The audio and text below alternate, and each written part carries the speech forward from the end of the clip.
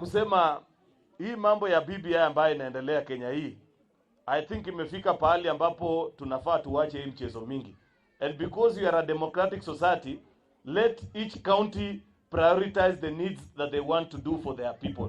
Mkiona nyinyi kwa county yenu ile shida kubwa kabisa yenye mko nayo ni mambo ya BBI ya kutengenezea wazee viti na kuwapatia manafasi, sisi tunawatakia kila laheri, mpambane na BBI. Sisi tukiwa hapa kaunti ya Kericho tunataka kumwambia Rais Uhuru Kenyatta, wakati utapata nafasi ututembelee. Sisi hatutakuwa sana tunataka kusikia mambo ya BBI. Tunataka utuambie mambo ya mabarabara, dams yetu ya maji, hospitali ile ulituahidi, na mambo yote ile ambayo Jubilee ilisema itafanya katika kaunti hii yetu ya Kericho. Wakati tutamaliza hiyo, then sasa jioni tukipumzika, tunaweza pata nafasi tuzungumzie hii ya BBI.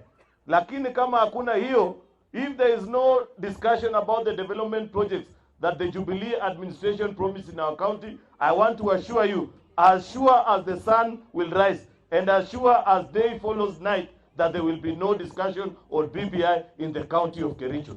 Na nitoe onyo kwa wale magavana ambao wanatumia pesa za county kuzungusha wananchi na kuwafanyia mikutano ya mambo ya BBI. Wakati mtakuja Senate, hautakuja kutuambia ati nilikuwa nimezungusha watu sababu kuna mambo ya BBI. Senate haitambui hiyo maneno. Hiyo ni maneno ya siasa. Wewe wananchi walishatoa maoni, mimi sijui mnabeba watu kuwaita kuwauliza maoni gani tena.